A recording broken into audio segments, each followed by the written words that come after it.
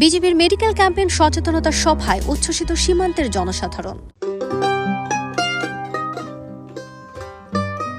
বান্দরবানের নাইক্ষ্যংছড়ি ১১ ব্যাটালিয়ন কর্তৃক আয়োজিত লেম্বুছড়ি বিওপির বাহির মাঠ স্কুলে মেডিকেল ক্যাম্পেইন ও সীমান্তে জনসচেতনতামূলক সভা, মাদক চোরাচালান, মাইন বিস্ফোরণ ও অবৈধ অনুপ্রবেশ প্রতিরোধ, পাহাড়ি ও বাঙালি গরিব মেধাবী শিক্ষার্থীদের মাঝে শিক্ষা সামগ্রী বিতরণ করা হয়েছে।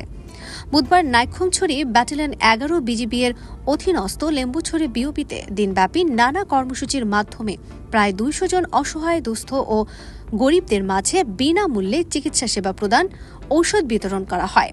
এ ধরনের কার্যক্রম ভবিষ্যতে আরো যদি হয় তাহলে মানুষের জনসাধারণের অনেক উপকার হবে বলে আমি মনে করি। অনেক জনের সীমান্তে গিয়ে চোরাচালান করতে গিয়ে বিস্ফোরণ হয়ে পা হারাইছে, তাদের সুস্থ চিকিৎসার জন্য 11 বিজিবিরা কাজ করতেছে। আমাদের এলাকাটা নিরাপদে চলে আসবে বলে মনে হয়।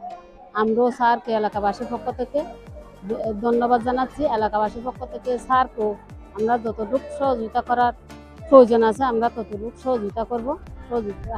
অনেক স্টুডেন্ট ছাত্ররা বিশেষ করে এই ধরনের কাজগুলোতে জড়িত হয়ে পড়ে, কেউ লুবে, কেউ মানুষের হতার প্রেসারে পড়ে বা অনেক কিছুতে পড়ে। আমরা আমাদের তরফ থেকে, আমাদের পক্ষ থেকে যতটুকু সাহায্য করা দরকার, যতটুকু ইনফরমেশন দেওয়া দরকার, আমরা ততটুকু ইনফরমেশন বিজিবিকে দেওয়ার চেষ্টা করে আসতেছি। উক্ত সভায় জনসচেতনতামূলক সভা, মাদক চোরাচালান, মাইন বিস্ফোরণ ও অবৈধ অনুপ্রবেশ প্রতিরোধে, বিশেষ করে মাইন বিস্ফোরণ শূন্যের কোটায় নামিয়ে আনার জন্য অবৈধভাবে সীমান্ত অতিক্রম প্রতিরোধে কাজ করার আহ্বান জানান।